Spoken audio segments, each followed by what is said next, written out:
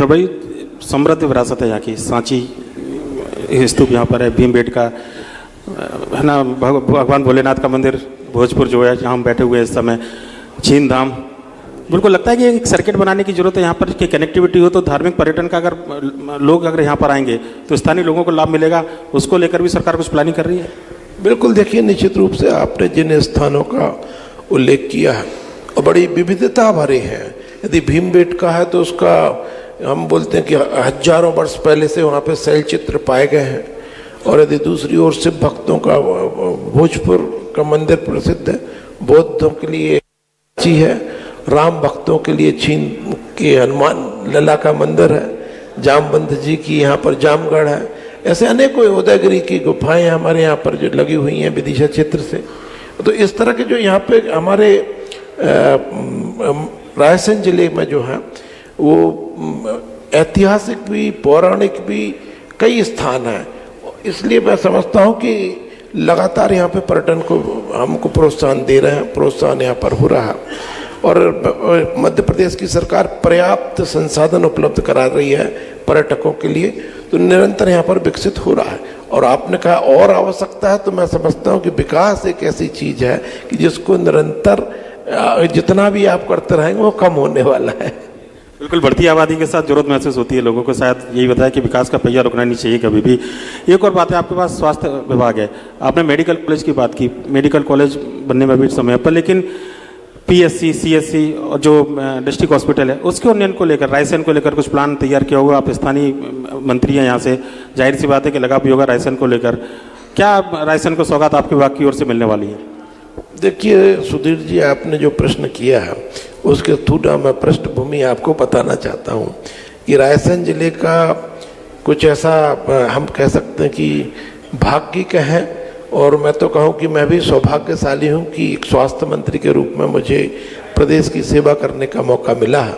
लेकिन रायसेन जिले को ये पहले भी डॉक्टर सहजवार जी भी स्वास्थ्य मंत्री रह चुके हैं, डॉक्टर प्रभुराम चौधरी जी भी स्वास्थ्य मंत्री रह चुके हैं।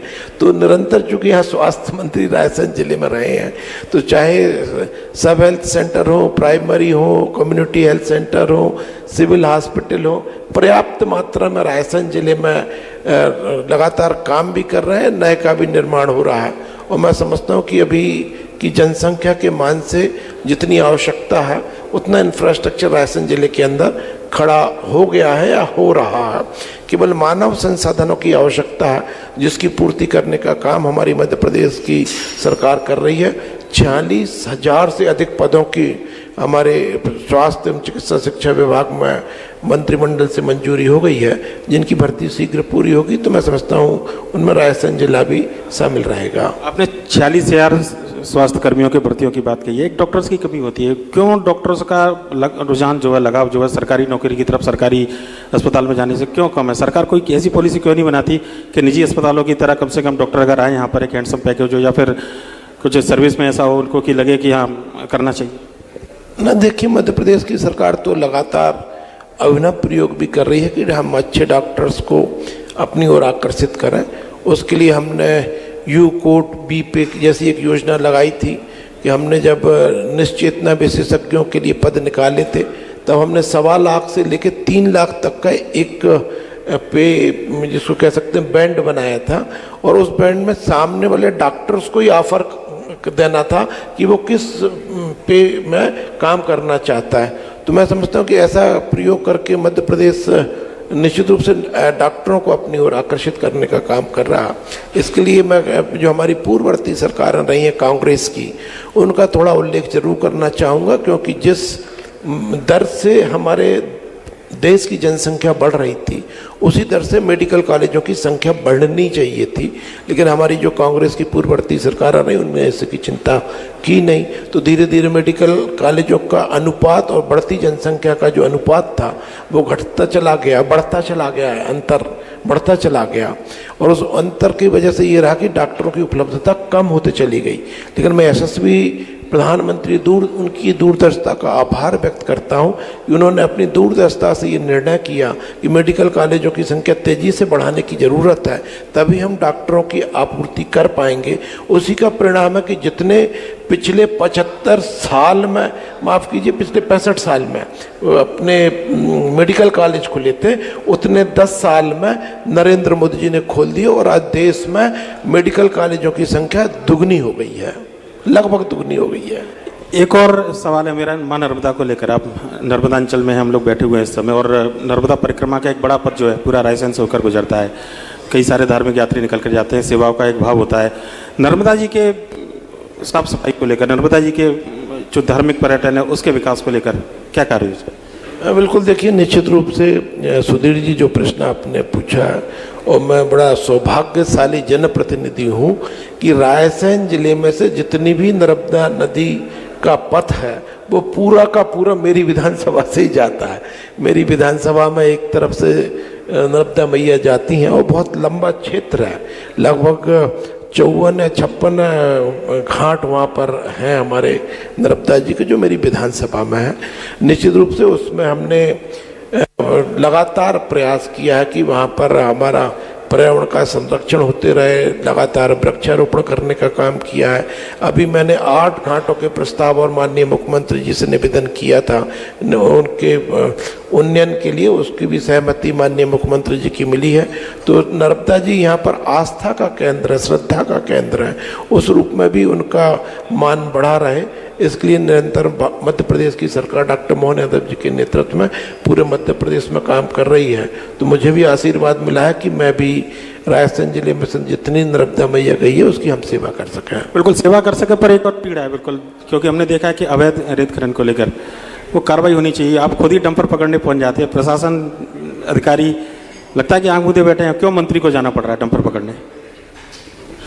देखिए सुधीर जी, मेरी विधानसभा की तो मैं गारंटी ले सकता हूं और निरंतर मैंने काम किया है, काम कर रहा हूं कि मेरी विधानसभा में कहीं भी मैकेनिकल एक्सक्वेशन नर्मदा नदी में नहीं हो रहा है, कहीं भी अवैध उत्खनन नहीं हो रहा है। मैं पूर्ण विश्वास के साथ कह सकता हूं, मैंने निरंतर कार्रवाइयां कराई हैं और मैं तो कई बार जनता जनार्दन को भी साथ लेकर नर्मदा घाटों पर गया हूं और मैंने प्रयास किया है कि किसी भी तरह का नर्मदा नदी को नुकसान पहुंचाने वाली कार्रवाई गतिविधि ना हो सके। इसके लिए हमारा प्रशासन को भी मैं धन्यवाद देता हूं कि वो भी निरंतर क्रियाशील है। एक आखिरी सवाल लेता हूं, उसके बाद मंच अपने सहयोगी राकेश को वापस सौंपूंगा। 1 साल का कार्यकाल बतौर सरकार में आपके बतौर मंत्री कितने संतुष्ट हैं आप? देखिए, अब ये पूछेंगे आप हमसे कितने संतुष्ट हैं, तो मुझे तो अब यदि आध्यात्मिक रूप से उत्तर दूंगा तो मैं तो सदा संतोषी व्यक्ति हूँ, लेकिन यदि कोई काम करने की दृष्टि से यदि आप पूछेंगे तो संतोष यदि हो जाएगा तो फिर काम करने की ललक खत्म हो जाएगी। तो अभी मैं कह सकता हूँ नहीं, अभी तो बहुत ललक है, बहुत काम करना है, इसलिए अभी संतोष जैसा कोई शब्द नहीं है। नहीं, पर एक चीज़ हम देख रहे हैं बिल्कुल कि आपको देर से मिला, टिकट देर से मिला आपको, पर लेकिन जो चीज़ें सालों तक इंतजार करते हैं बाकी विधायक को बहुत जल्दी जल्दी होता गया। मंत्री तुरंत बने, आप पहली बार विधायक बने, पहली बार में मंत्री बना दिया। तो ये कम से कम देखते हैं कि पार्टी आपका संगठन पूरी निगरानी रखता है कि कौन काम कर रहा है, कौन नहीं कर रहा है। बिल्कुल, देखिए सुधीर जी, इस प्रश्न के उत्तर के लिए तो मैं योग्य नहीं हूँ, इसका उत्तर तो पार्टी दे सकती है, लेकिन एक कार्यकर्ता के नाते यदि मैं इसको देखूंगा तो ऐसे समझता हूँ कि मैं एक ऐसा कार्यकर्ता हूँ जो बाल्यकाल से इस विचारधारा के साथ में जुड़ा और निरंतर काम करते रहा। और मैं जब कुछ संगठन में लगातार काम कर रहा था उस समय मेरा एक बड़ा वैसा डायलॉग था जो आपको भी सुना देता हूँ कि हम बने नहीं तो हम बिगड़े भी नहीं, क्योंकि हम संगठन में काम करने वाले थे और बनने से अर्थ केवल ये रहता है कि आप सत्ता से किसी तरह जुड़ जाओ, जनप्रतिनिधि बन जाओ, कहीं निगम मंडल में आ जाओ। तो हम तो, हमारे साथ ऐसा कभी हुआ नहीं, लगातार 40 साल से काम करते हुए भी तो हम कहते थे बने नहीं तो बिगड़े भी नहीं, क्योंकि हमारे साथ के लोग या तो बन गए थे, मुख्यमंत्री भी बने, केंद्रीय मंत्री भी बने, प्रदेश में तो कई अनेकों मंत्री बन गए, और या फिर बिगड़ गए थे कि अब मैं नाम नहीं ले रहा, लेकिन कुछ लोग ऐसे बिगड़ भी गए थे कि तो एक जिसको कह सकते हैं धैर्य की सीमा टूट गई तो निर्दलीय लड़ गए या दूसरी पार्टी में चले गए या पार्टी के खिलाफ किसी कारण से हो गए। तो हम उन दोनों श्रेणी में नहीं थे। लेकिन हाँ, जब आए, पार्टी ने जब भी सोचा कि इनको जनप्रतिनिधि बनाया जाना चाहिए, इसको भी चुनाव लड़ाना है, पार्टी ने चुनाव लड़ाया। और अब ये मैं कह सकता हूँ कि पार्टी की अपनी कार्य पद्धति है, अपना पार्टी का मूल्यांकन करने का अपना सिस्टम है, तो उसके उनको लगा होगा कि ये काम कर सकता है, तो उन्होंने पहली बार में ही ये दायित्व दे दिया राज्य मंत्री का। अब मेरा प्रयास है और सदैव प्रयास रहा है कि जो भी जिम्मेदारी मिले उसको सीखना और सीख के करना। और मैं भगवत गीता को बहुत मानता हूँ, चाहे उसका कर्मण्येवाधिकारस्ते मा फलेषु कदाचन जैसा श्लोक की पंक्तियाँ ले लो, वैसे मैंने अपने जीवन के लिए उसी भगवत गीता में से चार शब्द चुन रखे हैं। एक श्लोक का 1/4 हिस्सा है केवल, सततम कार्यम कर्म समाचार। ये मेरी जीवन का ध्येय वाक्य है। इसका अर्थ ये होता है, सततम यानी लगातार, कार्य में यानी करने के योग्य, कर्म यानी करते रहो, समाचार यानी करते रहो।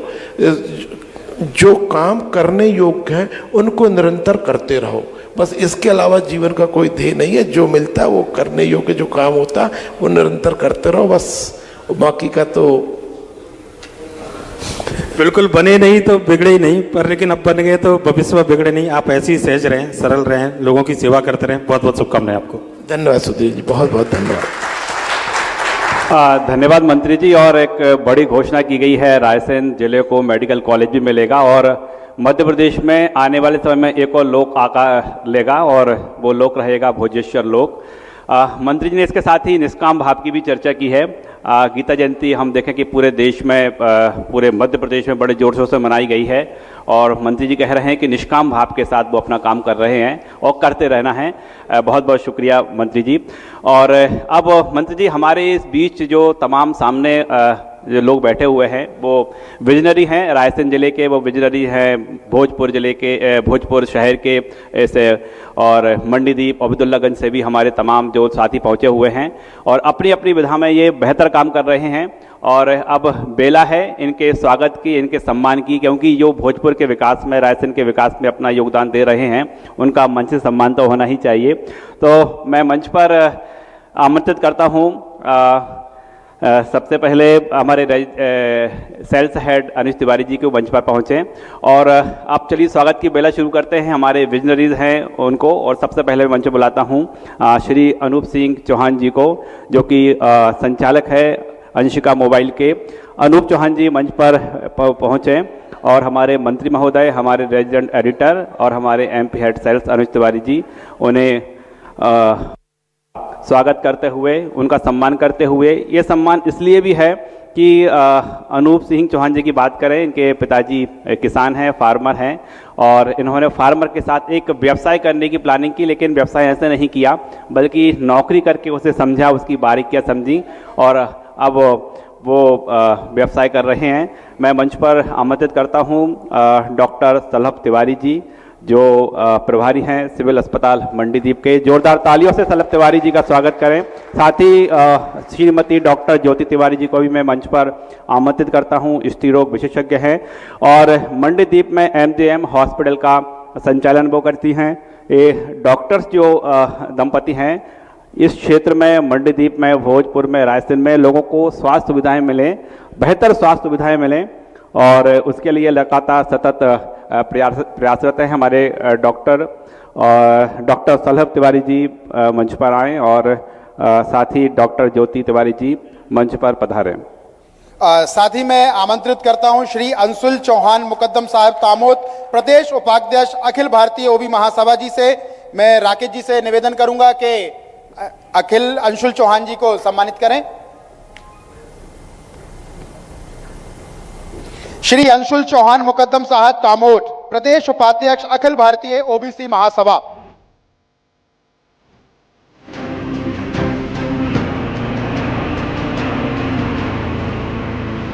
मैं अगला आमंत्रण देना चाहूंगा श्री पारुल जैन जी को, managing director Shri Vedanta wellness private limited Mandideep. एवं Shrimati Nandini Jain, director Shri ji Vedanta wellness Mandideep private limited से।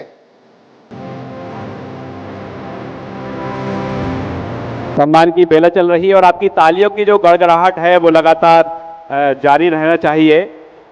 ये जो सम्मान हो रहा है उन विधा का हो रहा है जो अपने अपने क्षेत्र में महत्व योगदान दे रहे हैं।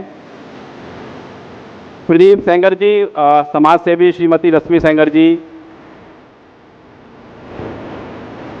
जोरदार तालियां बजती रहें आपकी। आपसे रूबरू भी होंगे, आपसे चर्चा भी करेंगे। और इसके बाद मैं आमंत्रित करूंगा श्री पराग शर्मा जी को, मैनेजिंग डायरेक्टर हैं लैंडमार्क एंड बिल्डिंग डिजाइन के।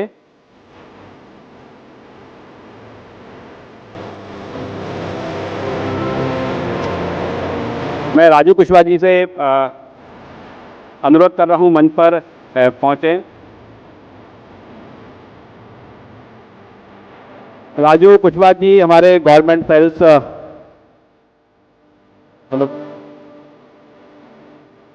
अगला आमंत्रण मैं देना चाहूंगा प्रदीप सेंगर जी को, समाज सेवी श्रीमती रश्मि सेंगर, समाज सेवी।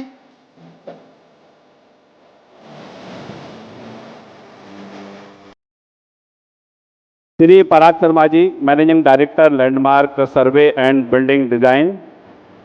श्री पराग शर्मा जी मंच पर पधारें।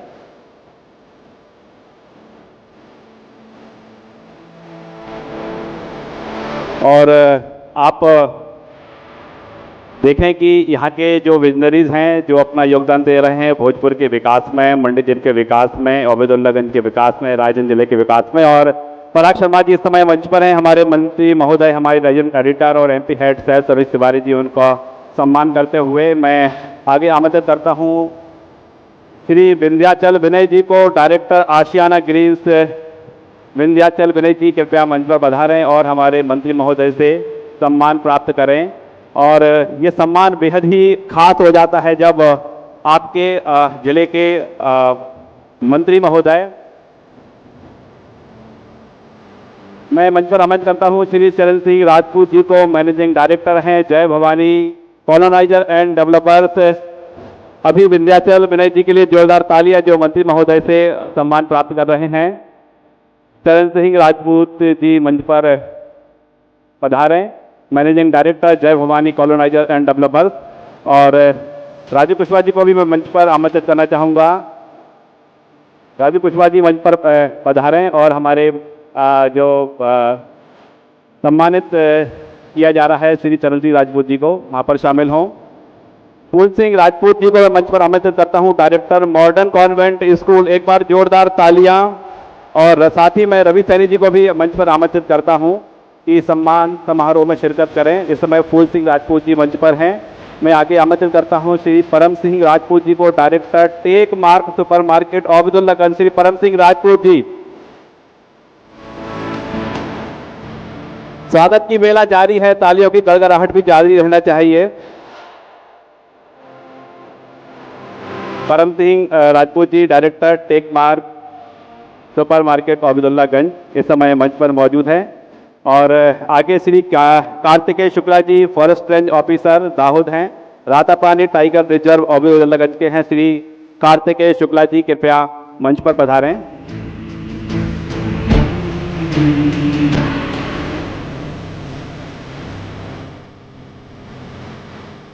साथियों, ये सम्मान इस बात को भी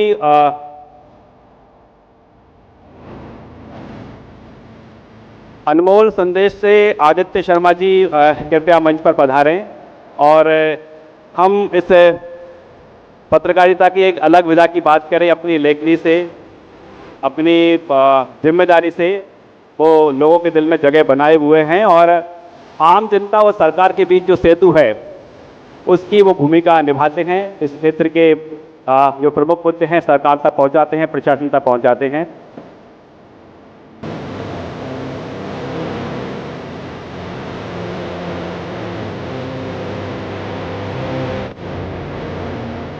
मैं आमंत्रित करना चाहूंगा माय एफएम से आरजे कशिश को, हमारे radio partner.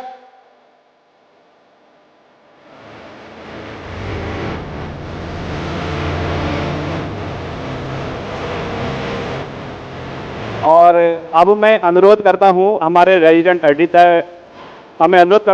Resident editor Sudhir Dandautiya जी और MP हेड सेल्स अनुज तिवारी जी से कि वो मंत्री महोदय को मोमेंटो प्रदान करें। मंत्री महोदय ने जो एक बड़ी घोषणा की है, रायसेन को एक बड़ी उपलब्धि मिलने जा रही है, वो रहेगी मेडिकल कॉलेज की। और मंत्री महोदय बता रहे थे कि इस पर सरकार की ओर से सैद्धांतिक सहमति बन चुकी है। हम रायसेन को मेडिकल कॉलेज मिलेगा, इसके साथ ही एक नया लोक आकार लेगा। वो लोक रहेगा भोजेश्वर महादेव प्रभु का, और उन्हीं के आशीर्वाद से, उन्हीं की आज्ञा से आज हमने कार्यक्रम का आगाज किया था। हमारे रेजिडेंट एडिटर सुधीर दंडौतिया जी, अनुज Tiwari ji, MP head sales मंत्री महोदय को मोमेंटो प्रदान करते हुए, मंत्री जी बहुत बहुत शुक्रिया हमारे इस कार्यक्रम में शिरकत करने के लिए, हमारे तमाम जो विजिलरीज हैं उनसे रूबरू होने के लिए।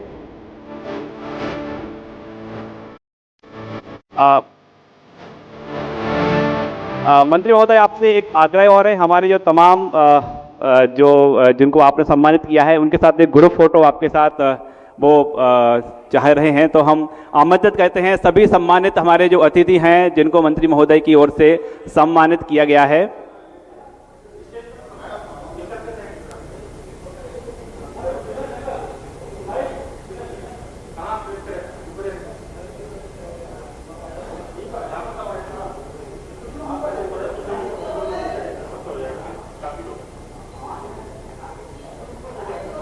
और इस समय देख पा रहे हैं कि रायसेन जिले के अब्दुल्लागंज के, भोजपुर के, इसके साथ ही पूरे हम जिले भर की बात करें तो तमाम जो विजनरीज हैं मध्य प्रदेश के, जिन्होंने अलग अलग विधा में अपना योगदान दिया है, चाहे वो डॉक्टर्स हों, चाहे वो डेवलपर्स हों, चाहे वो एक छोटी सा व्यवसाय करने वाले हैं, वो तमाम आज हमारे अतिथि हैं।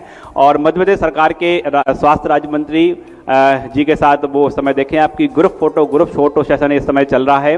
मंत्री महोदय की ओर से उनको सम्मानित किया गया है। और हम जिस बात का जिक्र कर रहे हैं कि हम चाहते हैं कि हर जिस तरह से हम कहें कि CM doctor Mohan Yadav regional industry conclave लेकर संभाग में पहुंचे हैं, और हमारा भी यह प्रयास है कि मध्य प्रदेश का भविष्य कार्यक्रम लेकर हम हर जिले मुख्यालय, हर तहसील, हर विधानसभा तक पहुंचें, और वहां पर जो लोग अपना योगदान दे रहे हैं मध्य प्रदेश के विकास में, मध्य प्रदेश के भविष्य को लेकर, एक पहले का मध्य प्रदेश हुआ करता था, एक वर्तमान का मध्य प्रदेश है, और एक भविष्य का मध्य प्रदेश भी होगा।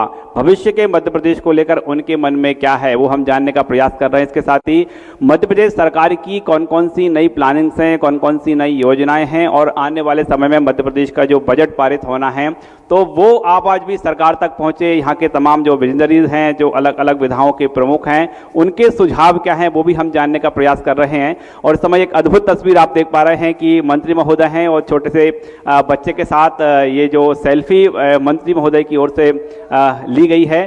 तो ये जो तस्वीरें हैं ये बड़ी आनंदित तस्वीरें होती हैं। ये लोगों से रूबरू हो रहे हैं, जो प्रमुख उद्योगपति हैं, जो प्रमुख व्यवसायी हैं, जो छोटे कारोबारी हैं, उनसे मुलाकात करते हुए राज्य मंत्री श्री नरेंद्र शिवाजी पटेल जी। और ये तस्वीरें बड़ी आनंदित करती हैं कि जब सरकार और आम जनता के बीच जो सेतु बनने का काम न्यूज़ 24 मध्य प्रदेश छत्तीसगढ़ और लल्लूराम.com ने किया है, हम ये आपको भरोसा दिलाते हैं कि प्रदेश के विकास के लिए, प्रदेश के डेवलपमेंट के लिए सेतु का काम हम लगातार करते रहेंगे। और अब हम आगे चर्चा करेंगे कि जो तमाम विजनरीज हैं इनके मन में प्रदेश को लेकर क्या है।